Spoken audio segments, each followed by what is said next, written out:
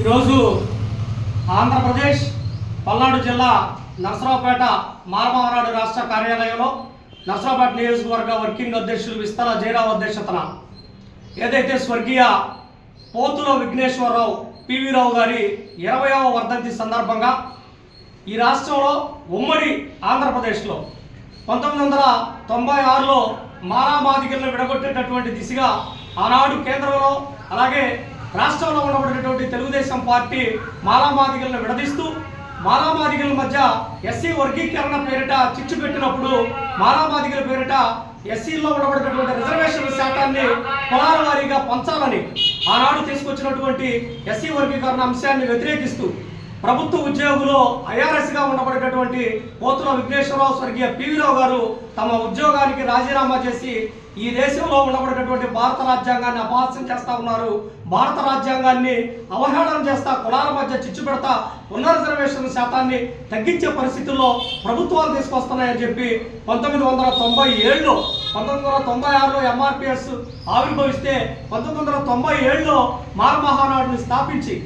ఏదైతే అమలాపురం మండలం దేవగుప్తం గ్రామంలో జన్మించినటువంటి స్వర్గీయ పివి రావు గారు ఈ రెండు రాష్ట్రాలతో పాటు దేశవ్యాప్తంగా పివి రావు మానవ పక్షానే కాదు భారత రాజ్యాంగ రక్షకుడుగా భారత రాజ్యాంగంలో ఉండబడినటువంటి హక్కుల్ని చట్టాలని కాపాడే దిశగా ఎన్నో పోరాటాలు చేసి ఆనాడు వర్గీకరణ అమలు చేసే దిశగా 2002లో వర్గీకరణ చేస్తే 2004లో కొట్టివేసే దిశగా పోరాడినటువంటి పోరాట యోధుడు భారత రాజ్యాంగ రక్షకుడు మా దళిత గిరిజన బహుజన మైనారిటీ వర్గాల పీడిత వర్గాలకి భారత రాజ్యాంగంలో హక్కుల్ని నాశనం చేయడానికి వీలేదని అడ్డం తిరిగినటువంటి పోరాట యోధుడు స్వర్గీయ పివి రావు గారి 20వ వర్ధంతిని పురస్కరించుకొని ఈరోజు ఘనంగా మారమహానాడు కార్యాలయంలో గన్నవాళ్ళు అర్పించడం జరుగుతూ ఉంది. ప్రతి జిల్లా కేంద్రంలో కూడా ఖచ్చితంగా పివి రావు గారు కేవలం ఒక మానవ పక్షానే కాదు భారత రాజ్యాంగంలో ఏ విధంగా ఆ రాజ్యాంగానికి సవరణ చేస్తూ తూట్లు పొడుస్తూ ఉన్నారో పాలకులు ఆ పాలకులకి వ్యతిరేకంగా పోరాటం చేసినటువంటి వ్యక్తి ఈరోజు ఐక్యంగా ఉండాలనేటటువంటి నినాదాన్ని బలంగా ప్రజల మధ్యకి తీసుకెళ్లినటువంటి వ్యక్తి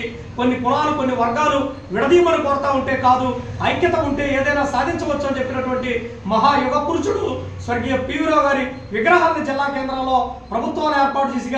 ఏర్పాటు చేసే దిశగా మాలలు అలాగే విభిన్న కార్యక్రమాల్లో పాల్గొనేటటువంటి వ్యక్తులు పోరాటం చేయాలని ఈ సందర్భంగా మారమహానాడుగా పిలుపునిస్తూ ఘనంగా పివి రావు గారి వర్ధంతి కార్యక్రమాన్ని ఏర్పాటు చేయడం జరిగింది. ఘనంగా నివాళులు అర్పించడం జరిగింది. జై భీమ్, జై మాల, జై భారత రాజ్యాంగం.